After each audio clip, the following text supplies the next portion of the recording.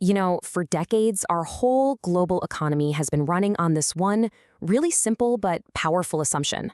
But what happens when that assumption just breaks? What happens when the most vital arteries of global trade all get clogged up at the exact same time? And look, this isn't some what-if scenario anymore. We are literally watching it unfold right now. Yeah, and this quote right here, it just hits the nail on the head. That simple idea, free passage, has been the foundation for, well, everything. The fuel in your car, the phone in your pocket, all of it. And that era, the one that built our modern world, it might actually be over. The fundamental promise that has held global trade together is now seriously in question.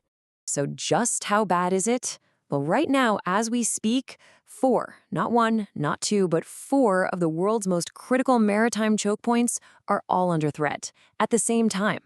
This isn't an isolated incident. It's a systemic global breakdown happening in plain sight. So which ones are we talking about? Well, here they are. The Strait of Hormuz, the Red Sea, the South China Sea, and the Black Sea. Each one of these is an absolute linchpin for global trade, and every single one of these has become a flashpoint of conflict and deep uncertainty. And you gotta understand, this isn't just some regional problem over there. It's like a virus of risk spreading across the entire globe. Okay, so what does this all actually mean for the global economy, for your wallet? Let's dig into the immediate financial impact, because when one of these crucial routes gets shut down, the alternative, well, it is anything but free. All right, let's take the disruptions in the Red Sea as a perfect example. Normally, the path is a straight shot right through the Suez Canal, super efficient, connecting Asia and Europe. But with that route now compromised, ships have to do this. They have to go the long, long way around the entire continent of Africa. It's just a massive, massive detour. And the first price you pay for that detour? It's time. A lot of time. We're talking an additional 3 weeks tacked onto a single journey. I mean, in the world of logistics where every single hour is meticulously planned, 3 weeks is an absolute eternity. It's more than enough to throw entire supply chains into total chaos. And then comes the really big one, the money. Think about it. 3 extra weeks at sea means burning a staggering amount of extra fuel.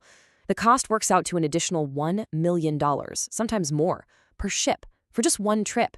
Now multiply that by the thousands of ships being forced to reroute, and suddenly you start to see just how massive this financial black hole really is.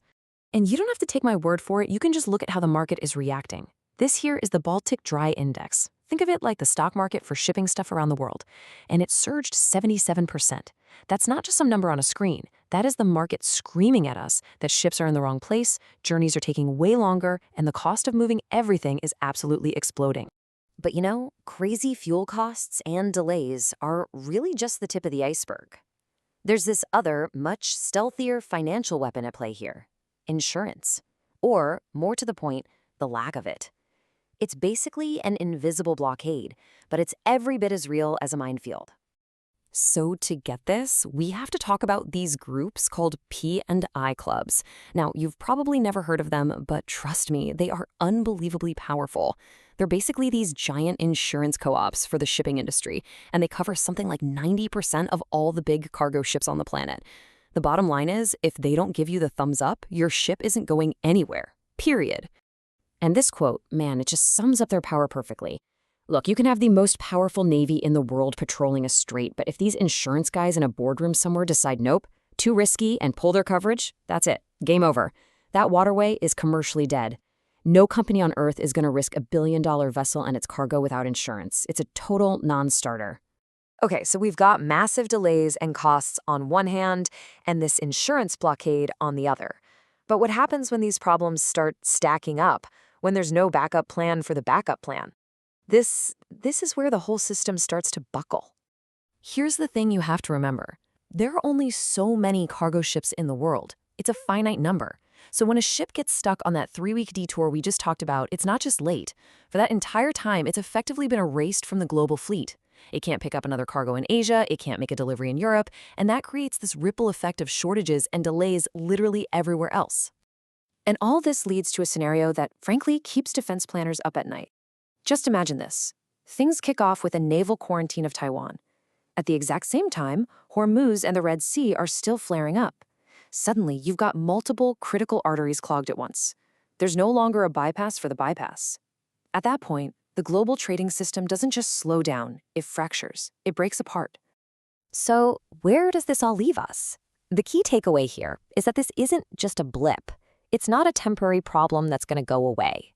We are watching a fundamental shift, a complete rewrite of the rules of global trade as we've known them. And this really lays it out in black and white, the before and the after. On the left, you had the old world. It was reliable, predictable, insurance was cheap. It's what allowed for that whole just-in-time manufacturing model. But now we're in the world on the right, the contested passage world. It's unreliable, uncertain, and insurance premiums are going to be permanently higher.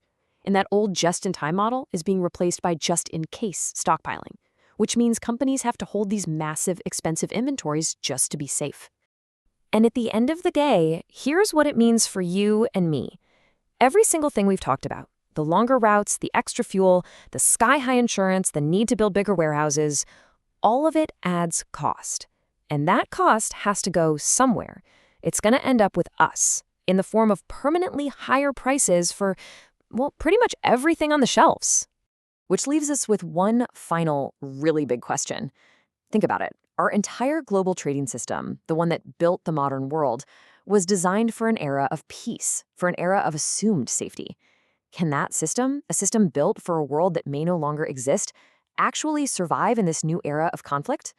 That's the challenge we're all facing right now.